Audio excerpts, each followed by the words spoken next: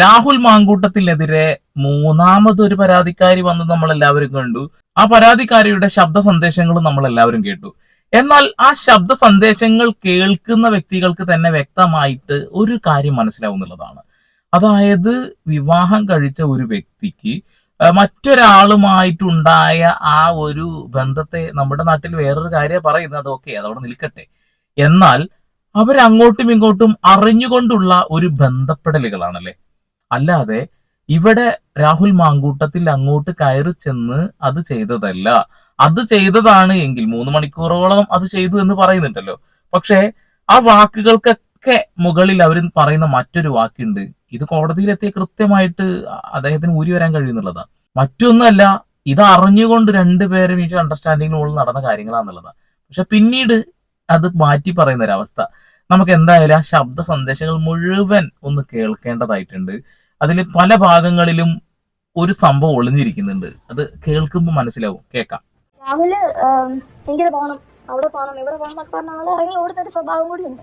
അപ്പൊ നിങ്ങളെ ചാറ്റ് വായിച്ചാൽ നിങ്ങൾക്ക് മനസ്സിലാവും ഇറങ്ങി ഓടാൻ പറ്റില്ല, എനിക്ക് ഇത്ര സമയം വേണമെന്ന് ഞാൻ പറയുന്നുണ്ട്, എനിക്ക് സേഫ് ആയിട്ടൊരു സ്ഥലം വേണമെന്ന് പറയുന്നുണ്ട്.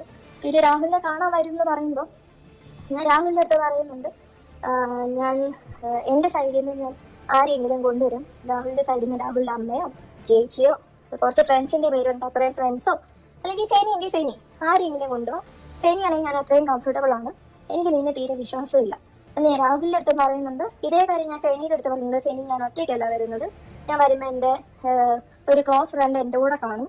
അപ്പൊ രാഹുലിന്റെ കൂടെ നീ വരണം, നീ വരുന്നതാണ് എനിക്ക് കംഫർട്ടബിൾ ആയിട്ടുള്ളത്. പിന്നെ നമ്മൾ കണ്ടിട്ടില്ലല്ലോ, എനിക്ക് നിന്നെ കാണുകയും കൂടി ചെയ്യാലോ എന്ന് ഞാൻ ഫെനിയുടെ അടുത്ത് പറയുന്നുണ്ട്.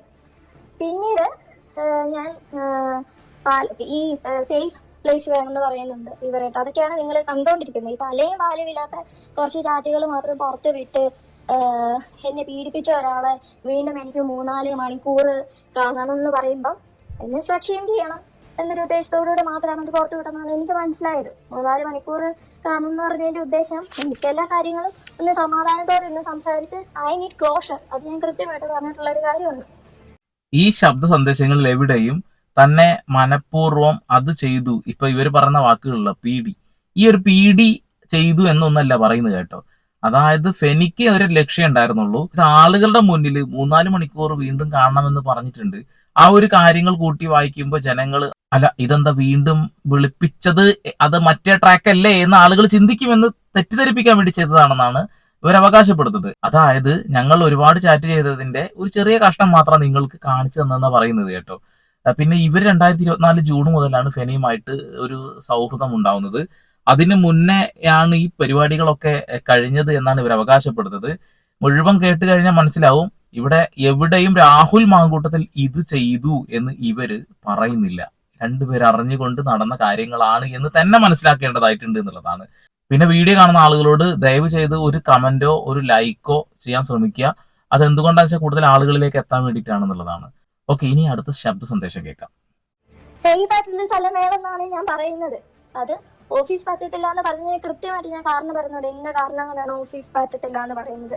മറ്റെവിടെയായാലും എനിക്ക് കുഴപ്പമില്ല, രാത്രി ആയാലും പകലായാലും കുഴപ്പമില്ല. ബിക്കോസ് ഞാൻ ഒറ്റയ്ക്കല്ല പോകുന്നത്, എന്റെ കൂടെ ആൾക്കാരുണ്ട്, അവിടുന്ന് ആൾക്കാരെ പറഞ്ഞ് ഞാൻ പറഞ്ഞിട്ടുണ്ട്. അല്ലാതെ നിങ്ങൾ വിചാരിക്കുന്നത് പോലെ ഈ 3-4 മണിക്കൂറിൽ എനിക്ക് വീണ്ടും രാഹുലിനോട് ഫിസിക്കൽ കോണ്ടാക്ട് ഉണ്ടാക്കാൻ വേണ്ടിയിട്ടല്ല ഞാൻ പോകുന്നത് പോലും. പിന്നീട് ഇവരിതിങ്ങനെ ഒഴിഞ്ഞു മാറി എനിക്ക് മനസ്സിലായി ഇവരിത് ഒഴിവാക്കുവാണ്. പറഞ്ഞിട്ട് ചെല്ലുവാണെങ്കിൽ രാഹുൽ 3 എനിക്ക് ഉറപ്പുള്ളത് കൊണ്ട് രാഹുലിനോട് പറയാതെയാണ് ഞാൻ പാലക്കാട് ചെല്ലുന്നത്. അപ്പോൾ പാലക്കാട് ചെന്നപ്പോൾ രാഹുൽ ചെയ്തത് ആള് എന്നെ കോൾ എടുക്കാതെ രാഹുലിന്റെ സ്റ്റാഫിനെ കൊണ്ട്, വാസലുണ്ട്, ആലിവിനുണ്ട്, അവരെ കൊണ്ട് ഇങ്ങനെ മാറി സംസാരിപ്പിച്ച് ചേച്ചി ഇവിടുത്തെ സാഹചര്യം ഇങ്ങനെയാണ്, രാഹുലിനടുത്ത് സംസാരിക്കാൻ പറ്റുന്നില്ല, ഞങ്ങൾ കർണാടകയിലാണ്, മാത്തൂരാണ്, ഞങ്ങളുടെ അവസ്ഥ ചേച്ചിയുടെ അവസ്ഥ ഞങ്ങൾക്ക് മനസ്സിലായി, ഞങ്ങളുടെ അവസ്ഥ ഞങ്ങൾ ചേച്ചി ഒന്ന് മനസ്സിലാക്കണം എന്ന് പറഞ്ഞ് രാവിലെ തൊട്ട് രാത്രി വരെ എന്നെ പാലക്കാട് തന്നെ ഇട്ട് ഞാൻ കറങ്ങുമായിരുന്നു. ഇവര് പറയുന്നതനുസരിച്ച് ചേച്ചി ഞങ്ങളിപ്പോൾ ടൗണിൽ വരും, ഞങ്ങൾ അവിടെ വരും, ഞങ്ങൾ ഇവിടെ വരും എന്ന് പറയുമ്പോൾ ഞങ്ങൾ ആ ലൊക്കേഷനിലോട്ട് പോകും. അങ്ങനെ രാഹുൽ എനിക്ക് കാണാൻ പറ്റിയില്ല. നെക്സ്റ്റ് ഡേ രാഹുൽ എനിക്ക് മനസ്സിലായി രാഹുൽ എനിക്ക് ക്ലാരിറ്റി തരാൻ രാഹുലിന് ഉദ്ദേശമില്ല, ക്ലോഷർ തരാനും ഉദ്ദേശമില്ല, എന്നെ വേണ്ടി ഇങ്ങനെ വട്ടം കറക്കിക്കൊണ്ടിരിക്കുകയാണ്, ഇതാണ് ഇയാളുടെ ഉദ്ദേശം എന്ന് എനിക്ക് മനസ്സിലായത്. ഞാൻ രാഹുലിനോട് പറഞ്ഞു, രാഹുലെ എനിക്ക് കൃത്യം ക്ലാരിറ്റി കിട്ടില്ല, ഞാൻ പറഞ്ഞിട്ടുണ്ടെന്നല്ല പിന്നെ പറഞ്ഞു, റെസ്പോണ്ട് ചെയ്യും, ഞാൻ അറിഞ്ഞ കാര്യങ്ങളെല്ലാം ഞാൻ തുറന്നു പറയാൻ ഞാൻ പറഞ്ഞിട്ടുണ്ടായിരുന്നു. അങ്ങനെയാണ് രാഹുൽ എന്നെ വീണ്ടും രാഹുൽ ഭീഷണി രാഹുലിന്റെ സ്ഥിരം പരിപാടിയാണ്. രാഹുൽ നിങ്ങൾക്ക് എല്ലാവർക്കും ഒരു സംശയം ഉണ്ടാവും, വീണ്ടും വീണ്ടും എങ്ങനെയാണ് ഇത്രയും ട്രോമ തരുന്ന ഒരാളുടെ അടുത്തോട്ട് നമ്മൾ വീണ്ടും എത്തുന്നതിന്. നിങ്ങൾ എല്ലാവരും അറിഞ്ഞിരിക്കുന്ന ഒരു കാര്യമാണ്, നിങ്ങൾ ട്രോമ ബോണ്ട് എന്താണെന്ന് അറിയണം, ഒരു നാർസിസിസ്റ്റ് എന്താണെന്ന് അറിയണം. നമ്മൾ ഒരു മനുഷ്യനുണ്ടാകുന്ന ഒരു ട്രോമ കഴിയുമ്പോൾ ഒരു മനുഷ്യനുണ്ടാകുന്ന ഒരു ഇമോഷണൽ പ്രശ്നങ്ങളും മെന്റൽ ഹെൽത്ത് ഇഷ്യൂസ് ഒക്കെ എല്ലാവരും മനസ്സിലാക്കണം. അതിൻ്റെ കൂടെ ഒരു ഭീഷണി കൂടെ ആയിട്ട് നിങ്ങൾക്കത് ഭീഷണിയാണോ സ്നേഹമാണോ എന്ന് പോലും മനസ്സിലാകാതെയാണ് നമ്മൾ ഇമോഷണലി മാനിപ്പുലേറ്റ് ചെയ്തുകൊണ്ടിരിക്കുന്നത് നമ്മളെ. ഇത്രമാത്രം കാര്യങ്ങൾ നമുക്ക് പറഞ്ഞു തരുന്ന ആളാണ്. നിങ്ങൾ ട്രോമ മനസ്സിലാക്കണം, അത് മനസ്സിലാക്കണം, ഇത് മനസ്സിലാക്കണം എന്ന്. ഞങ്ങൾക്ക് അങ്ങോട്ട് ഒന്നേ ചോദിക്കാനുള്ളൂ, നിങ്ങൾ ഒരു കാര്യം മനസ്സിലാക്കിയാൽ കൊള്ളാമായിരുന്നു എന്നുള്ളതാണ്. അതായത് ഏതൊരു വ്യക്തിയുമായിട്ട് ഈ ഒരു സോഷ്യൽ മീഡിയ ആണെങ്കിലും ഏത് മീഡിയ ആണെങ്കിലും പരിചയപ്പെടുന്ന സമയത്ത് ഉടനെ തന്നെ ഈ രീതിയിലേക്ക് ആവാനുള്ള ശ്രമങ്ങൾ നടത്താതിരിക്കുക. അത് നിങ്ങൾ മനസ്സിലാക്കേണ്ട ഒരു കാര്യമാണെന്നുള്ളതാണ്. അതിജീവിത ഒരുപാട് ചാനൽസിന് അവരുടെ ശബ്ദ സന്ദേശങ്ങൾ അയച്ചു കൊടുത്തിട്ടുണ്ട്. അതൊക്കെ അവർ വളരെ വ്യക്തമായിട്ട് തന്നെ പുറത്തേക്ക് വിട്ടിട്ടുണ്ട്. എന്നാൽ ഫെനി തനിക്കുണ്ടായ അനുഭവങ്ങൾ അദ്ദേഹം അയച്ചു കൊടുത്ത സമയത്ത് അത് ആരും കേട്ടില്ല. ഇന്ന് ആൾ ഹൈക്കോടതിയിൽ ജാമ്യത്തിന് അപേക്ഷിച്ചിട്ടുള്ളതും അത് തന്നെയാണെന്നുള്ളതാണ്. തന്നെ കേൾക്കാൻ ആരും തയ്യാറല്ല, അതുകൊണ്ട് ഞാനിത് പുറത്തു വിടുന്നെന്നാ പറയുന്നേ. നേരെ തിരിച്ച് പരാതിക്കാരി കൊടുക്കുന്ന കാര്യങ്ങൾ അത് അങ്ങ് ഇടുകയാണ്. മാധ്യമങ്ങൾക്ക് ഒരൊറ്റ ലക്ഷ്യമുള്ളൂ, ഇത്തരം വാർത്തകൾ കേൾക്കാൻ ആളുകൾക്ക് താല്പര്യം ഉണ്ടാവും എന്നുള്ളൊരു കാര്യം കൊണ്ടാണെന്നുള്ളത്. പക്ഷെ എനിക്ക് തോന്നുന്നത് എന്താ വെച്ചിട്ടുണ്ടെങ്കിൽ ഇപ്പോ രാഹുൽ മാങ്കൂട്ടത്തിനുള്ള ആ ഒരു പിൻബലം കുറഞ്ഞിട്ടില്ല എന്നാണ് ഞാൻ മനസ്സിലാക്കുന്നത്. കാരണം അത്രമാത്രം ആളുകൾ കമന്റ് ഇടുന്നുണ്ട്. ഇപ്പൊ ഫേസ്ബുക്കിലാണ് ഏറ്റവും കൂടുതൽ റീച്ച് വരുന്നത്. അപ്പൊ അവിടെ ഒരുപാട് ആളുകൾ കമന്റ് ഇടുന്ന ഞാൻ കാണുന്നുണ്ട്. രാഹുൽ മാങ്കൂട്ടത്തിൽ അങ്ങനെ തെറ്റ് ചെയ്തിട്ടുണ്ടെന്നുണ്ടെങ്കിൽ അതേ തെറ്റ് തന്നെയല്ലേ തൊട്ടപ്പുറത്ത് നിൽക്കുന്ന അല്ലെങ്കിൽ പരാതി ചെയ്ത ആളുകൾ ചെയ്തത് എന്നുള്ളതാണ്. ഇപ്പൊ ഈ ഒരു പരാതിക്കാരിയുടെ ശബ്ദത്തിൽ തന്നെ അത് കിടക്കുന്നുണ്ട് എന്നുള്ളതാണ്. ഇത് കേൾക്കുന്ന നമ്മളുടെ തോന്നലുകളാണെന്നാ പറയുന്നത്. അങ്ങനെയെങ്കിൽ താങ്കൾ എന്തുകൊണ്ട് ഈ ഒരു കാര്യം വന്നപ്പോ ഇപ്പൊ ഇത്ര മണിക്കൂറുകളോളം പാലക്കാട് അങ്ങോട്ടും ഇങ്ങോട്ടും നടത്തിച്ചു എന്ന് പറയുന്നില്ലേ? താങ്കളെ ഇത് ചെയ്തുവെങ്കിൽ, പീഡിപ്പിച്ചുവെങ്കിൽ എന്തുകൊണ്ട് പോലീസിൽ പരാതിപ്പെട്ടില്ല? പിന്നെ ഒരുപാട് കാലങ്ങൾക്ക് ശേഷം പരാതിപ്പെടുമ്പോൾ കോടതി തന്നെ അതിനെ കൃത്യമായിട്ട് നോക്കി കാണുന്നുണ്ട്. അതിന്റെ ഒരു FIR ഇടേണ്ടതായിട്ടുള്ള കാലതാമസമൊക്കെ വലിയ പ്രശ്നമാണെന്നുള്ളതാണ്. ഇപ്പോൾ വീഡിയോ കോൺഫറൻസിലൂടെയാണ് ഇവരുടെ മൊഴി രേഖപ്പെടുത്തിയിട്ടുള്ളത്. അതിനും സമയം ഒരുപാട് വൈകി. 173/2 BNS പ്രകാരം ഒരു പരാതി കൊടുത്തു കഴിഞ്ഞാൽ ഉടനെ തന്നെ അവരുടെ മെഡിക്കലും എടുക്കണം, അതേപോലെ തന്നെ ഉടനെ തന്നെ അവരുടെ ഒരു മൊഴി എടുക്കേണ്ടതായിട്ടുണ്ട്. പക്ഷെ ഇവിടെയും അതിന് വൈകിയിട്ടുണ്ട്. അതുകൂടാതെ തന്നെ രാഹുൽ മാങ്കൂട്ടത്തിനെ അറസ്റ്റ് ചെയ്തത് അതും നിയമവിരുദ്ധമായ രീതിയിലാണ് എന്നാണ് ഇപ്പോ അഭിഭാഷകരൊക്കെ പറയുന്നത് എന്നുള്ളതാണ്. ഓക്കെ, നമ്മൾ അതിലേക്ക് പോകണ്ട. ഈ ശബ്ദ സന്ദേശത്തിൽ തന്നെ പല കാര്യങ്ങളും കിടക്കുന്നുണ്ട്, ബാക്കി കേൾക്കാം. രാഹുൽ അപ്പൊ ഇത്രയും കാര്യങ്ങളുണ്ട് ഇതിന് പുറകില്. അപ്പോൾ ഇതിനെ പറ്റിയിട്ടുള്ള സംസാരമാണ് ഈ ഒരു ഐഡിയയും കിട്ടാതെ തലയും വലമില്ലാതെ ഫെഡിനേനം പുറത്തു വിട്ടിരിക്കുന്നത്. അപ്പോൾ ഞാൻ ഒത്തിരി ആലോചിച്ച് ഇതിൽ ഞാൻ ഇങ്ങനെ ഒരു കാര്യമായിട്ട് മുന്നോട്ട് വരുമ്പം ഇത്ര വ്യക്തി ചെയ്യപ്പെടും, സംശയം ഉണ്ടാകും, മാരീഡ് ആയിട്ടുള്ള ഒരു സ്ത്രീ ആയതുകൊണ്ട് ഇതെല്ലാം ഇതിനപ്പുറം കേൾക്കും എന്നറിഞ്ഞുകൊണ്ട് തന്നെയാണ് ഞാൻ മുന്നോട്ട് വന്നത്. ഞാൻ വിചാരിച്ചിട്ടുണ്ട് ഞാൻ നേരത്തെ റെസ്പോണ്ട് ചെയ്യുമായിരുന്നെങ്കിൽ എനിക്ക് മുന്നേ വന്ന 2 കുട്ടികൾക്കും ഈ അവസ്ഥ ഉണ്ടാവത്തില്ലെന്ന്. ഞാൻ ഇതൊന്നും കണ്ട് പേടിക്കില്ല എന്ന് ഞാൻ. നിങ്ങൾ ഈ വാക്കുകൾക്കിടയിൽ ഒരു പേപ്പർ മറയുന്ന ശബ്ദം കേൾക്കുന്നുണ്ടെങ്കിൽ അത് നിങ്ങൾക്ക് വെറുതെ തോന്നുന്നത് മാത്രമാണ് കേട്ടോ, ഒന്നും നോക്കി വായിക്കുന്നതൊന്നുമല്ല കേട്ടോ. ഞാൻ ഈ ശബ്ദ സന്ദേശങ്ങൾക്കിടയിൽ പലയിടങ്ങളിലും അങ്ങനെ ഒരു പേപ്പറിന്റെ ശബ്ദം കേൾക്കുന്നുണ്ട്. നീ തുടർന്ന് കേൾക്കുമ്പോൾ തന്നെ അത് മനസ്സിലാവും. പിന്നെ അവർ തന്നെ മുൻകൂർ ജാമ്യം എടുക്കുന്നത് നിങ്ങൾ കേട്ടല്ലോ. ഞാനൊരു വിവാഹിതയായ സ്ത്രീയാണ്, പിന്നെ അതാണ് ഇതാണ്. അതൊരു ബാലൻസിങ് ആണെന്നുള്ളത്. ജനങ്ങൾ ചോദിക്കുന്ന ചോദ്യങ്ങളാണല്ലോ ഇതൊക്കെ. 2 അതിജീവിതമാര് വരുന്നതിന് മുന്നേ തന്നെ എന്നോട് അങ്ങനെ ഒരു കാര്യം ചെയ്തിരുന്നു എന്നാ പറയുന്നത്. എന്താണ് ഇവരൊക്കെ ഇത്രയും കാലതാമസം എടുക്കുന്നത് എനിക്ക് മനസ്സിലാവുന്നില്ല. ഈ ഒരു കാലതാമസം വലിയ പ്രശ്നമാണെന്നുള്ളതാണ്. പിന്നെ രാഹുൽ മാങ്കൂട്ടത്തിൽ എന്ന് പറയുന്ന വ്യക്തി അയാളുടെ പേഴ്സണൽ ലൈഫിൽ അത് എന്ത് കാണിച്ചു കൂട്ടിയാലും അത് അയാളുടെ പേഴ്സണൽ ലൈഫിൽ മാത്രം നടന്ന കാര്യമാണ്. അതിനൊരിക്കലും രാഷ്ട്രീയപരമായിട്ട് വലിച്ചെടുക്കേണ്ട കാര്യമില്ലല്ലോ, അല്ലെ? ഇപ്പൊ ഒരുപാട് ആളുകൾ എന്തൊക്കെ കാണിച്ചു കൂട്ടുന്നത്. ഒരു വ്യക്തി മോശമാണെങ്കിൽ ആ വ്യക്തിയെ മാത്രം അധിക്ഷേപിക്കുക, ആ വ്യക്തി നിൽക്കുന്ന പ്രസ്ഥാനത്തെ അപമാനിക്കേണ്ട കാര്യമുള്ളതായിട്ട് എനിക്ക് തോന്നുന്നില്ല. പേഴ്സണലി എനിക്ക് തോന്നുന്നില്ല. കാരണം എന്താ വെച്ചിട്ടുണ്ടെങ്കിൽ ഇത് ഉപയോഗിക്കുന്ന ആളുകൾ നമ്മൾ കാണുന്നുണ്ട് എന്നുള്ളതാണ്. ഒരു രാഷ്ട്രീയ പാർട്ടിയിലുള്ള ആളുകൾക്കും ഇതിനെ ഒന്നും ചോദ്യം ചെയ്യാനുള്ള അവകാശമില്ല. കാരണം അവരുടെ പാർട്ടിയിലും കുറെ ആളുകൾ ചെയ്തിട്ടുണ്ടല്ലോ. അപ്പൊ അത് തന്നെ കരിവാരിത്തേക്ക് ഉപയോഗിക്കുന്നു എന്നുള്ളതാണ്. പിന്നെ രണ്ടാമത്തെ കാര്യം വെച്ചിട്ടുണ്ടെങ്കിൽ ഇത് മ്യൂച്വൽ അണ്ടർസ്റ്റാൻഡിങ്ങിന് പുറത്ത് നടന്ന കാര്യങ്ങളാണെന്ന് വ്യക്തമായിട്ട് ഈ കാര്യത്തിൽ മനസ്സിലാവുന്നുണ്ട് എന്നുള്ളതാണ്. അല്ലെ? നടന്നിട്ടുണ്ടെങ്കിൽ നമുക്കത് ഉറപ്പിക്കാനും പറ്റില്ല, അത് കോടതിയാണ് തീരുമാനിക്കേണ്ടത്. നടന്നിട്ടുണ്ടെങ്കിൽ അങ്ങനെ തന്നെയാണ് നമുക്ക് മനസ്സിലാക്കേണ്ടതായിട്ടുള്ളത്. ഈ ശബ്ദം മാത്രം മതിയല്ലോ കോടതിയിലെത്തി കഴിഞ്ഞിട്ടുണ്ടെങ്കിൽ അറിഞ്ഞുകൊണ്ടുള്ള രണ്ടുപേരും അറിഞ്ഞുകൊണ്ടുള്ള കാര്യമായിരുന്നു എന്നുള്ളത്. ഇവിടെ എന്തുകൊണ്ടാണ് ഈ വിവാഹിതരായ സ്ത്രീകൾ ഈ ഒരു കാര്യത്തിൽ പോയി പെടുന്നത് മനസ്സിലാവുന്നില്ല. ഇവർക്ക് കാര്യങ്ങൾ മനസ്സിലാക്കാനുള്ള ബോധം ഇല്ലേ എന്നൊരു ചോദ്യം എനിക്ക് ചോദിക്കാനുണ്ട്. ബാക്കി കേൾക്കാം. ആ പേപ്പർ മറക്കുന്ന ശബ്ദം ജസ്റ്റ് ഒന്ന് കേട്ടോ കേട്ടാ. എന്നെ അധിക്ഷേപിക്കണം, വ്യക്തിഹത്യ നടത്തണം, സ്ലട്ട് ഷെയിം ചെയ്യണം, സൈബർ ബുള്ളിങ് നടത്തണം. ഇനി മുന്നോട്ട് വരാനിരിക്കുന്ന കുട്ടികളെയും കുഞ്ഞുങ്ങളെയും സ്ത്രീകളെയും പെൺകുട്ടികളെയും എല്ലാവരെയും ഇതൊന്ന് കാണിച്ച് പേടിപ്പിക്കണം, നിശബ്ദതയിലാക്കണം എന്ന ഉദ്ദേശിച്ചുകൊണ്ട് മാത്രം ഫെനിനെ ഞാൻ പുറത്തു വിട്ടിരുന്ന കുറച്ച് സ്ക്രീൻഷോട്ടുകളും പോസ്റ്ററുകളും വളരെ ലേറ്റായിട്ടാണ് ഞാൻ ശ്രദ്ധിക്കുന്നത്. ഇതിനെപ്പറ്റി ഒരു ക്ലാരിറ്റി തരണം എന്ന് ഉദ്ദേശിച്ചുകൊണ്ട് മാത്രം ഞാൻ കുറച്ച് കാര്യങ്ങൾ പറയാൻ ആഗ്രഹിക്കുകയാണ്. Okay okay okay okay Feni Ninan ഇട്ട പോസ്റ്റ് അവർ പറയുന്നത് ഏതൊക്കെയോ ഭാഗം മാത്രമാണ് നിങ്ങൾ കാണിച്ചു തന്നുള്ളതാണ്. പക്ഷെ ആ ഭാഗങ്ങൾ തന്നെയല്ലേ താങ്കൾ വീണ്ടും വിവരിച്ചു കൊണ്ടിരിക്കുന്നത്? മനസ്സിലാവുന്നില്ല. അത് തന്നെയാണ് അല്ലേ? പിന്നെ മറ്റൊരു കാര്യം പറഞ്ഞത് വെച്ചിട്ടുണ്ടെങ്കിൽ ഇനി മുന്നോട്ട് വരാനിരിക്കുന്ന കുട്ടികളോ, അത് മനസ്സിലാവുന്നില്ല. അതിൽ നിന്ന് തന്നെ വ്യക്തമായിട്ട് മനസ്സിലാവുന്നില്ലേ താങ്കൾക്ക് എവിടെ നിന്നാണ് അങ്ങനെ ഒരു അറിവ് കിട്ടുന്നത്? ഇനിയും ഒരുപാട് ആളുകൾ വരാനുണ്ട് എന്നുള്ള കാര്യങ്ങൾ, അത് വല്ലാത്തൊരു ചോദ്യമാണ്.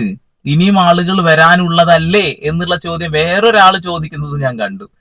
ഇതൊക്കെ കൃത്യമായ അജണ്ടയുടെ ഭാഗമായിട്ടാണ് എന്ന് മനസ്സിലാക്കാൻ ഞാൻ നേരത്തെ പറഞ്ഞതുപോലെ അരിഭക്ഷണം കഴിക്കുന്ന ആളുകൾക്ക് മനസ്സിലാവുന്നുള്ളതാ. ഇനി ഇയാളെങ്ങാനും തെറ്റ് ചെയ്തിട്ടുണ്ടെന്നുണ്ടെങ്കിൽ, അത് കോടതി തെളിയിക്കുകയാണെന്നുണ്ടെങ്കിൽ ഈ ഒരാളും കൂടെ നിൽക്കൂല. ഒരാളും രാഹുൽ മാങ്കൂട്ടത്തിന്റെ കൂടെ നിൽക്കില്ല. തെറ്റ് ചെയ്തു എന്ന് കോടതി തീരുമാനിക്കണം. പക്ഷേ ഇവിടെ മനുഷ്യന്മാർക്കൊക്കെ ബോധമുണ്ടോ? ഒരു സ്ത്രീയും പുരുഷനും തമ്മിൽ എന്തെങ്കിലും ഒരു ബന്ധത്തിൽ ഏർപ്പെട്ട് കഴിഞ്ഞാൽ രണ്ടുപേരും അറിഞ്ഞുകൊണ്ട് നടക്കുന്ന ആ ഒരു കാര്യത്തിൽ കുറച്ച് കാലങ്ങൾ കഴിഞ്ഞാൽ പുരുഷൻ മാത്രം കുറ്റക്കാരനാവുന്നത് എങ്ങനെയാണെന്ന് ഒരു പിടുത്തവും എനിക്ക് കിട്ടുന്നില്ല എന്റെ പൊന്നു മക്കളെ. ബാക്കി തുടർന്ന് കേൾക്കാം. പേപ്പറിന്റെ ശബ്ദം കാതോർത്തിരിക്കുക. അപ്പോൾ ഒരു മൊമെന്റിൽ എനിക്കിത് ആരെങ്കിലും അടുത്തൊന്ന് വിളിച്ച് പറയണമായിരുന്നു. പക്ഷെ ഞാൻ അനുഭവിച്ച ഫിസിക്കൽ അസോൾട്ടിനെയും എന്നെ ഹ്യൂമിലേറ്റ് ചെയ്തതിനെ പറ്റി അതിനേക്കാളൊക്കെ ആ സമയത്ത് ഫെനിയോട് സംസാരിക്കുന്ന സമയത്ത് എനിക്ക് എൻ്റെ കുഞ്ഞെ നഷ്ടപ്പെട്ടതും എനിക്ക് മിസ്കാരേജ് ഉണ്ടായതും രാഹുൽ എൻ്റെ പ്രഗ്നൻസി ഡിനൈ ചെയ്തതും എന്നെ സ്ലട്ട് ഷെയിം ചെയ്തതും എന്നെ ബ്ലോക്ക് ചെയ്ത് പോയതും ഇതൊക്കെ എനിക്ക് വലിയൊരു പ്രശ്നമാണ്. എനിക്ക് രാഹുലിനോട് അതിഭീകരമായ ട്രോമ ബോണ്ടിൽ നിൽക്കുന്ന ഒരു സമയം കൂടെ ആയിരുന്നത്. അപ്പോൾ ഫെനിയായിട്ട് ഈ കാര്യങ്ങളൊക്കെ സംസാരിച്ചപ്പോൾ ഫെനി എന്നെ വളരെ ആശ്വസിപ്പിച്ചു, എന്നെ കംഫർട്ടബിൾ ആക്കി. പോട്ടെ സാരിയില്ല എന്നൊക്കെ പറഞ്ഞ് ഇതാരോടും ഇനി പറയരുത് എന്നെൻ്റെ അടുത്ത് ഫെനി പറഞ്ഞിട്ടുണ്ടായിരുന്നു. പിന്നെ ഞാനിങ്ങനെ എൻ്റെ ഒരു അവസ്ഥയിൽ ഞാൻ ഫെനിക്ക് ചോദിച്ചു, ഫെനി ഈ രാഹുലിന് വേറെ റിലേഷൻഷിപ്സ് ഉണ്ടോ, വേറെ കല്യാണങ്ങൾ വരുന്നുണ്ടോ, നീ എൻ്റെ അടുത്ത് സത്യം പറയണം, ഞാൻ നിന്നെ ഒരു അനിയനെ പോലെ കാണുന്നത്, നീ ഒരു ചേച്ചിയെ പോലെ കാണുന്നത്, നിന്റെ അടുത്ത് സത്യങ്ങളെ പറയണം എന്ന് പറഞ്ഞപ്പോൾ ഫെനിയാണ് എനിക്ക് അഷുറൻസ് തന്നുകൊണ്ടിരുന്നത് രാഹുലിൻ്റെ ജീവിതത്തിൽ വേറെ പെൺകുട്ടികളില്ലെന്നും ഉള്ള ആൾക്കാരെല്ലാം ആളുടെ ഫാൻസാണ്, അല്ലെങ്കിൽ ആൾക്ക് ഭയങ്കര ശല്യമാണ്, എല്ലാവരെയും ബ്ലോക്ക് ചെയ്തിട്ടിരിക്കുകയാണ് എന്നൊക്കെ ഫെനിയാണ് എനിക്ക് വീണ്ടും വീണ്ടും ഒരു റീഅഷുറൻസ് തരുന്നത്. അപ്പോൾ ഒരു ട്രോമ ബോണ്ടിൽ നിൽക്കുന്ന ഞാനാണ്. എനിക്ക് എൻ്റെ കുഞ്ഞിൻ്റെ അച്ഛൻ എന്നുള്ളൊരു ബോണ്ട് അപ്പോഴും എനിക്ക് രാഹുലിൻ്റെ അടുത്തുണ്ട്. അപ്പോൾ എനിക്കത് ഒരു സമാധാനമായിരുന്നു എനിക്ക് അന്ന് കിട്ടിയിരുന്നത്. ഓക്കെ, ഇവര് ഒരു കുഞ്ഞിന് ജന്മം നൽകേണ്ടതായിരുന്നു. ആ ഒരു കുഞ്ഞിനെ നഷ്ടപ്പെട്ടു പോയി. ഭ്രൂണം ഞാൻ ശേഖരിച്ചു വെച്ചിട്ടുണ്ടെന്ന് പറയുന്നത് കൊള്ളാം. അതായത് പോലീസ് ചെയ്യേണ്ട ആ ഒരു കാര്യം ഇവർ ചെയ്തു എന്ന് അവകാശപ്പെടുന്നു. വർഷങ്ങൾ എത്രയായല്ലേ? ഇത്രയും കാലങ്ങൾക്ക് ഇടയിലാണ് ഇവർ ഈ ഒരു കാര്യം പറയുന്നത്. എന്തുകൊണ്ടാണ് ഇതൊക്കെ മുന്നേ വന്ന് പറയാത്തത് എന്നുള്ള ചോദ്യം അവിടെ മുഴച്ചു നിൽക്കും. കോടതിയും അത് ചോദിക്കുമെന്ന കാര്യത്തിൽ തർക്കമൊന്നും വേണ്ട. ഇവിടെ ഫെനി നൈനാനും ഇവരും തമ്മിൽ നല്ല ഒരു സൗഹൃദം ഉണ്ടായിരുന്നു. അനിയനെ പോലെ ആയിരുന്നു കണ്ടിരുന്നത് എന്ന് പറയുന്നുണ്ട്.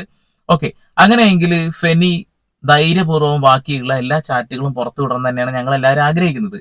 അതുകൂടാതെ തന്നെ ഇവരുമായിട്ടെല്ലാം ഫോൺ സംഭാഷണങ്ങൾ നടത്തിയതും അല്ലെങ്കിൽ ചാറ്റ് ചെയ്തതുമായിട്ടുള്ള കാര്യങ്ങളുണ്ടല്ലോ, അതും കൂടി അന്ന് പബ്ലിക് ആക്കിയിരുന്നെങ്കിൽ കൊള്ളാമായിരുന്നു കേട്ടോ. ഇവിടെ ഫെനി നൈനാൻ ഈ പരാതിക്കാരിയുടെ പേരോ ഫോട്ടോയോ ഒന്നും കാണിക്കാതെ തന്നെ ആൾക്കെതിരെ കേസ് വന്നേ. എന്നാൽ അതേ പോസ്റ്റുകൾ ഷെയർ ചെയ്തുകൊണ്ട് ഇവിടെയുള്ള മാധ്യമങ്ങൾ വാർത്ത ചെയ്തുകൊണ്ടിരിക്കുന്നുണ്ട്. അവരെ കുറിച്ചൊന്നും ആരൊന്നും പറയുന്നത് കേൾക്കുന്നില്ല, ഒരു കേസും ഇല്ല കേട്ടോ. പിന്നീട് ഇതേ ഫെനി തന്നെയാണ് എൻ്റെ അടുത്ത് രാഹുലിന് കോടികളുടെ ബാധ്യതയുണ്ടെന്ന് എൻ്റെ അടുത്ത് പറഞ്ഞു. രാഹുലേട്ടൻ ഇങ്ങനെ പൊതുപ്രവർത്തകനായതുകൊണ്ട് ബാക്കി പ്രവർത്തകരുടെ പല ചിലവുകൾക്കും പൈസ ഇല്ല, അവരുടെ ചിലവുകൾക്ക് വേണ്ടിയിട്ട് ആശുപത്രി ചിലവ്, കല്യാണങ്ങൾ, മരണങ്ങൾ എല്ലാത്തിനും കയ്യിൽ നിന്ന് പൈസ എടുത്താണ് ഇതേ ബാധ്യതകളുണ്ടായെന്ന് എന്നെ വിശ്വസിപ്പിച്ചു. പിന്നെ പാലക്കാട് ഇലക്ഷന് തൊട്ട് മുന്നേ ഒരു സമരം ഉണ്ടായിരുന്നു. ആ സമരത്തിൽ നിൽക്കുമ്പോഴാണ് ഫെനിൻ്റെ അടുത്ത് പറയുന്നത് രാഹുലേട്ടന് ഒരു പൈസ ഇല്ലാതെ നട്ടം തിരിയുവാണ്, ഞങ്ങൾ തലേദിവസം ട്രിവാൻഡ്രം വന്നതാണ്. അപ്പോൾ ഫുഡ് മേടിക്കാൻ പോലും പൈസയില്ല. ഞങ്ങളിതിൽ ബ്രേക്ക്ഫാസ്റ്റ് കഴിച്ചിട്ടില്ല. ആരെങ്കിലും ഒന്ന് വാങ്ങി തരുന്നത് നോക്കി ഞങ്ങൾ വെയിറ്റ് ചെയ്തിരിക്കുക എന്ന് പറഞ്ഞപ്പോൾ സ്വാഭാവികമായിട്ടും ഇയാൾ എൻ്റെ കുഞ്ഞിൻ്റെ അച്ഛനാണല്ലോ എന്നൊരു ആ ഒരു അവസ്ഥയിലാണ് ഞാൻ നിൽക്കുന്നത്. അപ്പോൾ എനിക്ക് സങ്കടം വന്നു. ഞാൻ എൻ്റെ കയ്യിലുള്ള പൈസ ഇവർക്ക് അയച്ചു കൊടുത്തു. രാഹുലിൻ്റെ അക്കൗണ്ടിലോട്ട് പൈസ അയച്ചു കൊടുത്തത് കിട്ടിയെന്ന് കൺഫേം ചെയ്യുന്നത് പോലും ഈ പറയുന്ന ഫെനിയാണ്. പിന്നെ രാഹുലിൻ്റെ കാര്യത്തിൽ ഞാൻ ഓരോ സംശയങ്ങൾ ചോദിക്കുമ്പോൾ എനിക്കൊരു റീഅഷുറൻസ് തന്നുകൊണ്ടിരുന്നതും ഇതേ ഫെനി തന്നെയാണ്. ഓക്കെ. പരമാവധി ഫെനിയെ അതിലിങ്ങനെ വെച്ചോണ്ട് ആട്ട് സംസാരിക്കുന്നേ. ഇങ്ങനെയെങ്കിൽ ഫെനിയുടെ ഭാഗത്ത് കൃത്യമായ രേഖകൾ ഉണ്ടാവും അല്ലെ? അവര് പണം സ്വീകരിച്ചതായിട്ടുള്ള കാര്യം പറയുന്നതും ചാറ്റ് ചെയ്തതുമായി ബന്ധപ്പെട്ട കാര്യങ്ങളൊക്കെ. അപ്പൊ ഫെനി ധൈര്യപൂർവ്വം ബാക്കിയുള്ള കാര്യങ്ങൾ പുറത്തു വിടുക ഉണ്ടെങ്കിൽ, ഇല്ല എങ്കിൽ ഇവര് കയ്യിലുള്ള തെളിവുകൾ പുറത്തു വിടേണ്ടി വരും. ജനങ്ങളുടെ മുന്നിലേക്ക് ഇട്ടുകൊടുക്കുന്നത് ഇതൊക്കെ മാധ്യമങ്ങളുടെ മുന്നിൽ വന്ന് ചർച്ച ചെയ്യുന്നത് കൊണ്ടാണ് ഈ പ്രശ്നങ്ങൾ കേട്ടോ. നേരെ തിരിച്ച് ഇതൊക്കെ കോടതിയിൽ മാത്രമാണ് ഇവർ പറയുന്നത് എങ്കിൽ കോടതി ഒരു വിധി വരുമ്പോഴാവും നമ്മളിതൊക്കെ അറിയാം. ഇതെന്തിനാണ് മാധ്യമങ്ങളുടെ മുന്നിലേക്ക് ഇങ്ങനെ കടിച്ചു വലിച്ച് കീറാൻ ഇട്ട് കൊടുക്കുന്നത് മനസ്സിലാവുന്നില്ല. കോടതി എന്ന് പറയുന്നത് മാധ്യമങ്ങളല്ല. മാധ്യമങ്ങൾ പരമാവധി ഇത് ആഘോഷിച്ചുകൊണ്ടിരിക്കുകയാണ്. അവർക്ക് വേറെ ലക്ഷ്യങ്ങളൊന്നുമില്ല. ഇത് ഇങ്ങനെ വിറ്റ് കാശാക്കുക എന്നുള്ള ലക്ഷ്യം മാത്രം. ഇതൊക്കെ അറിഞ്ഞുകൊണ്ട് തന്നെയാണ് ആ ഒരു മനുഷ്യന്റെ രാഷ്ട്രീയ കരിയർ തന്നെ ഇല്ലാണ്ടാക്കാൻ വേണ്ടിയിട്ട് ഒരുപാട് ആളുകൾ രംഗത്ത് വരുന്നത് അല്ലെ? ഇവരെന്തുകൊണ്ടാണ് ഈ കാര്യങ്ങളൊക്കെ കോടതിക്ക് മുൻപ് പറയാതെ മാധ്യമങ്ങളുടെ മുന്നിലേക്ക് ഇട്ട് കൊടുക്കുന്നത്? അതുകൊണ്ടൊക്കെ തന്നെയാണല്ലോ ഫെനിയും ആ കാര്യങ്ങൾ തുറന്നു പറയുന്നത്. ഇവിടെ കൃത്യമായിട്ട് മാധ്യമങ്ങൾക്ക് ഒരു അജണ്ടയുണ്ട്. ആ അജണ്ട നടപ്പിലാക്കുന്നതിനിടയിൽ സത്യസന്ധമായ കാര്യങ്ങൾ പറഞ്ഞു കഴിഞ്ഞാൽ അത് ആരും നോക്കില്ല, മൈൻഡ് പോലും ചെയ്യില്ല. ഫെനി അത് കൃത്യമായി ഫേസ്ബുക്കിൽ പോസ്റ്റിൽ ഇട്ടിട്ടുണ്ട് എന്നുള്ളതാണ്. തുടർന്ന് കേൾക്കാം കേട്ടോ. പിന്നീട് ഒരു പാലക്കാട് ഇലക്ഷൻ കഴിയുമ്പോഴാണ് രാഹുലിൻ്റെ അടുത്ത് വീണ്ടും ഒന്നും നടക്കാത്തതുപോലെ വളരെ ഇമോഷണലി മാനിപ്പുലേറ്റ് ചെയ്ത് രാഹുലിനെ അറിയുന്നത് തളർന്നിരിക്കുകയാണ്, തകർന്നിരിക്കുകയാണ്. രാഹുലിന് ഓരോരുത്തരുടെ സിറ്റുവേഷൻ അനുസരിച്ച് അവരെ ആ സിറ്റുവേഷൻ ചൂഷണം ചെയ്യാനും അവരെ മാനിപ്പുലേറ്റ് ചെയ്യാനും ഒത്തിരി കഴിവുള്ള ഒരാളാണ് രാഹുൽ. അപ്പോൾ രാഹുലിന് വീണ്ടും ഒരു ഫ്യൂച്ചർ റീഅഷർ ചെയ്ത് നമുക്കൊന്ന് ജീവിക്കണം, അങ്ങനെയാണ് ഇങ്ങനെയാണ്, ഫ്ലാറ്റ് വാങ്ങണം എന്നൊക്കെ പറഞ്ഞ് വീണ്ടും ബാക്ക് ടു രാഹുലിലേക്ക് എത്തിച്ചു. ഇതെല്ലാം ഞാൻ വളരെ കൃത്യമായിട്ട് ഫെനിയുടെ അടുത്ത് പറഞ്ഞിട്ടുള്ള ഒരാളാണ്. പക്ഷേ 2024 ജൂലൈ തൊട്ട് 2025 നവംബർ വരെ ഞാൻ വളരെ ചുരുക്കം ദിവസങ്ങളിലാണ് ഞാൻ ഈ പറഞ്ഞ ഫെനിനെ എന്നോട് സംസാരിക്കാതിരുന്നിട്ടുള്ളൂ. അത്ര ദിവസങ്ങളിൽ ഞങ്ങൾ സ്ഥിരമായിട്ട് സംസാരിച്ചുകൊണ്ടിരുന്ന ഒരാളും കൂടിയിട്ടാണ്. പിന്നീട് ഒരു സിറ്റുവേഷനിൽ ഞാൻ രാഹുലിൻ്റെ അടുത്ത് പറഞ്ഞു, ഞാനിങ്ങനെ ഫെനിയുടെ അടുത്ത് കാര്യങ്ങളെല്ലാം ഓപ്പണായിട്ട് പറഞ്ഞിട്ടുണ്ടായിരുന്നു എന്ന് പറഞ്ഞു. അപ്പോൾ രാഹുലിനെ ഒത്തിരി ചീത്ത വിളിച്ചു, ഒത്തിരി തെറി തന്നെ പറഞ്ഞു, സ്ലട്ട് ഷെയിം ചെയ്തു. പിന്നെയും എൻ്റെ പ്രഗ്നൻസി ഡിനേ ചെയ്തു. വീണ്ടും ഇങ്ങനെ പ്രശ്നങ്ങൾ ഉണ്ടാക്കിക്കൊണ്ടിരുന്നു. അതേ സമയത്ത് ഞാൻ ഇതേ കാര്യം ഞാൻ ഫെനിയുടെ അടുത്ത് പറയുന്നുണ്ട്. ഫെനി, ഞാൻ എങ്ങനെ ഒരു പേപ്പർ മറിച്ച ശബ്ദം കേട്ടിട്ടുണ്ടാവുമല്ലോ അല്ലേ? അതവിടെ കേൾക്കണത് നല്ലതാ. ചില കാര്യങ്ങൾ ഇങ്ങനെ കാതോർത്ത് കേൾക്കുമ്പോൾ ചില സത്യസന്ധമായിട്ടുള്ള അബദ്ധങ്ങൾ നമുക്ക് കാണാൻ കഴിയും. അതായത് നുണ നമുക്ക് അങ്ങനെ മൂടി വെക്കാനൊന്നും കഴിയില്ല. എന്തുകൊണ്ടാണ് അങ്ങനെ ഒരു പേപ്പർ മറഞ്ഞത് എന്ന് എനിക്ക് പിടുത്തം കിട്ടുന്നില്ല. നിങ്ങൾക്ക് പിടുത്തം കിട്ടി കാണുമല്ലേ? അതായത് പോയിന്റ്സ് ഒക്കെ അവിടെ ഇവിടെ ഒക്കെ ചിലപ്പോൾ എഴുതി വെക്കപ്പെടാനുള്ള സാധ്യതകളുണ്ട്. ഇവിടെ ഏതോ ഒരു കേസിൽ ഏതോ ഒരു വ്യക്തി സത്യം വിളിച്ചു പറഞ്ഞപ്പോൾ അത് എവിടെയോ നോക്കി വായിച്ചാന്നല്ലേ പറഞ്ഞത്. അത് വീഡിയോയിലൂടെയാണ്. ഇവിടെ വീഡിയോ അല്ല, ഒരു ഓഡിയോ ആണ്. പക്ഷെ ഒരു പേപ്പർ മറയുന്ന ശബ്ദം പലയിടങ്ങളിൽ കേൾക്കുന്നുണ്ട് എന്നുള്ളതാണ്. ഓക്കെ, കൊള്ളാം. അതേപോലെ തന്നെ രാഹുൽ വീണ്ടും അവരുടെ ഒരു കുഞ്ഞിനെ ഇല്ലാണ്ടാക്കാൻ ശ്രമിച്ചു, അല്ലെങ്കിൽ ഇല്ലാണ്ടാക്കി എന്നുള്ള ഒരു കാര്യം കൂടി പറയുന്നുണ്ട് കേട്ടോ. അപ്പോ പോലും അവർ പരാതിപ്പെടാൻ തയ്യാറായില്ല. അതാണ് വലിയ മനസ്കഥ എന്ന് പറയുന്ന കാര്യം. ബാക്കി പിന്നീട് 2025 ഓഗസ്റ്റിലാണ് ഞാൻ ചാനൽസിലൂടെയാണ് എന്നെപ്പോലെ വേറെയും സ്ത്രീകളുണ്ടെന്നും എൻ്റെ കുഞ്ഞിനെ പോലെ വേറെ കുഞ്ഞുങ്ങളുണ്ടെന്നും ഞാൻ അറിയുന്നത്. അതെനിക്ക് വളരെ ഞെട്ടലായിരുന്നു. അതുവരെ എൻ്റെ വിചാരം ഈ രാഹുൽ മാങ്കൂട്ടത്തിൻ്റെ ജീവിതത്തിലുള്ള ഒരേ ഒരു സ്ത്രീയാണെന്ന് ഞാൻ വിചാരിച്ചാണ് ഞാൻ ജീവിച്ചുകൊണ്ടിരുന്നത്. അതിനൊരു മെയിൻ റീസൺ ഈ പറയുന്ന ഫെനിനാണ്. അതിൻ്റെ അടുത്ത് നിന്ന് കിട്ടിക്കൊണ്ടുവന്ന അഷുറൻസ് ആണ് എന്നെ വീണ്ടും ആ ഒരു സ്റ്റേറ്റിലോട്ട് എത്തിച്ചുകൊണ്ടിരുന്നത്. എനിക്കൊരു റീഅഷുറൻസ് വന്നുകൊണ്ടിരുന്നത്. മാനസികമായിട്ട് തളർന്നായിരിക്കും എനിക്കത് ഭയങ്കര ഒരു ആശ്വാസം കൂടിയിട്ടായിരുന്നു. അപ്പോൾ ഞാൻ ഇതിനെ ചോദ്യം ചെയ്തു. ഞാൻ രാഹുലിനെ ചോദ്യം ചെയ്തു.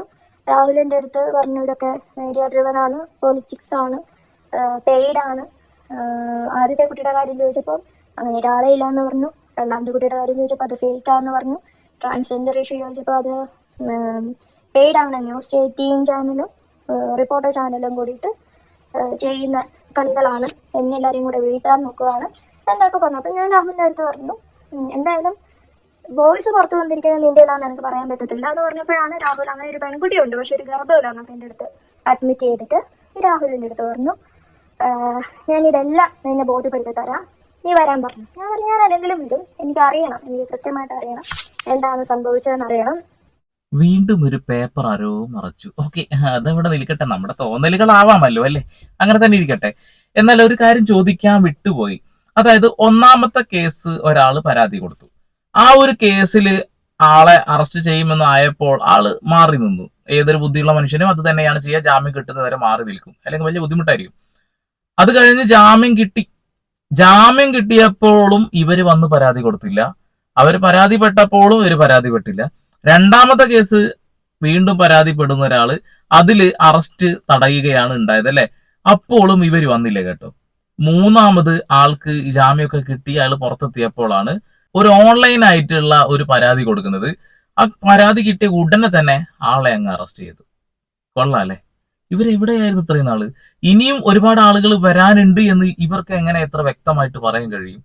അപ്പൊ ഇതിന്റെ പിന്നില് ഇപ്പൊ ആരൊക്കെ ഉണ്ടെന്നുണ്ടെങ്കിലും രാഹുൽ മാങ്കൂട്ടത്തിൽ അങ്ങോട്ട് കയറി ചെന്നൊന്നും ചെയ്തില്ല എന്നാണ് ഞാൻ മനസ്സിലാക്കുന്നത്. എല്ലാവരും സഹകരിച്ചുകൊണ്ടാണ് ഇതൊക്കെ ചെയ്തതെന്നാണ് ഞാൻ മനസ്സിലാക്കുന്നത്. ഈ ഒരു കാര്യം ചർച്ച ചെയ്താലും ചെയ്തില്ലെങ്കിലും ഇവിടെയുള്ള രാഷ്ട്രീയത്തിന് വലിയ മാറ്റങ്ങൾ വരാനൊന്നും പോകുന്നില്ല. അതുപോലെ തന്നെ ഒരു മനുഷ്യനും ഗുണമുള്ള ഒരു കാര്യമായിട്ട് ഞാൻ ഇത് മനസ്സിലാക്കുന്നില്ല. കാരണം എല്ലാവരും ഭർത്താക്കന്മാരുള്ള സ്ത്രീകളാണ്.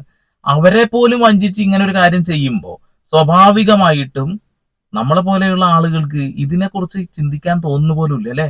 രാഹുൽ മാങ്കൂട്ടത്തിൽ ഇതിൽ തെറ്റുകാരനാണെങ്കിൽ കോടതി ശിക്ഷിക്കട്ടെ, കോടതി ശിക്ഷിക്കുന്ന സമയത്ത് നമ്മൾ അതിന്റെ കൂടെ നിൽക്കും, ഒരു തർക്ക കാര്യത്തിൽ വേണ്ട. ഇവിടെ ഒരു കോൺഗ്രസ്സുകാരനും രാഹുൽ മാങ്കൂട്ടത്തിൽ തെറ്റുകാരനാണെങ്കിൽ അയാളെ വെറുതെ വിടാൻ ആഗ്രഹിക്കുന്നില്ല. അയാൾ കുറ്റക്കാരനാണെങ്കിൽ കോടതി തെളിയിക്കുന്നത് വരെ അയാളെ ചേർത്ത് വെക്കുക എന്നുള്ള ഒരു കാര്യം തന്നെയാണ് അവരൊക്കെ, ആ നിലപാടാണ് അവർ എടുത്തിട്ടുള്ളത്. പല മുതിർന്ന നേതാക്കന്മാരും അയാളെ ചവിട്ടി താഴ്ത്താനുള്ള ശ്രമങ്ങൾ നടത്തിയെന്ന് നമ്മൾ കാണുന്നുണ്ട് എന്നുള്ളതാണ്. രാഹുൽ മാങ്കൂട്ടത്തിൽ തെറ്റ് ചെയ്തിട്ടുണ്ടെങ്കിൽ കോടതി ശിക്ഷിക്കും, കോടതി ശിക്ഷിക്കുന്നത് വരെ നിങ്ങളൊന്ന് വെയിറ്റ് ചെയ്യ്, അത്രേ പറയുന്നുള്ളൂ. പല കേസുകളും സോഷ്യൽ മീഡിയയിൽ ഇവർ കൊണ്ട് ഇടുമ്പോൾ തന്നെ നമുക്കത് നുണയാണെന്ന് മനസ്സിലാവുന്നുണ്ട് എന്നുള്ളതാണ്. ഇപ്പൊ പരാതിക്കാരിയുടെ ഈ ശബ്ദ സന്ദേശങ്ങളിൽ പലയിടങ്ങളിൽ പേപ്പർ മറയുന്ന ശബ്ദങ്ങൾ ഇങ്ങനെ കേട്ടിട്ടുണ്ടോ? ഞാൻ കുറെ നേരം കേട്ടു. പിന്നെ 17 മിനിറ്റുള്ള ശബ്ദ സന്ദേശം ഉണ്ട്, അത് മുഴുവൻ കേൾക്കുമ്പോഴും പലയിടങ്ങളിലും കേട്ടിട്ടുണ്ട് എന്നുള്ളതാണ്. ഞാൻ കുറച്ച് കാര്യങ്ങൾ കൊണ്ടുവന്നു എന്നുള്ളൂ. നിങ്ങളുടെ അഭിപ്രായം നിങ്ങൾ രേഖപ്പെടുത്തണം, തീർച്ചയായിട്ടും പരമാവധി ജനങ്ങളിലേക്ക് എത്തിക്കാൻ ശ്രമിക്കണം എന്നുള്ളതാണ്. ഇവിടെ രാഷ്ട്രീയ തല്ലല്ല നമുക്ക് ആവശ്യം. നമുക്ക് വേണ്ടത് എന്തറിയോ, സമാധാന അന്തരീക്ഷം ഉണ്ടാക്കുക എന്നുള്ളത്. അതിനായിരിക്കണം ഇവിടെയുള്ള രാഷ്ട്രീയ നേതാക്കന്മാര് പണിയെടുക്കേണ്ടത്, നമ്മളെ ഉപദ്രവിക്കാനല്ല. നിങ്ങളുടെ അഭിപ്രായം രേഖപ്പെടുത്താം. വീണ്ടും വരെ പുതിയ വാർത്താവിശേഷങ്ങളുമായി സൈനിങ് ഓഫ്.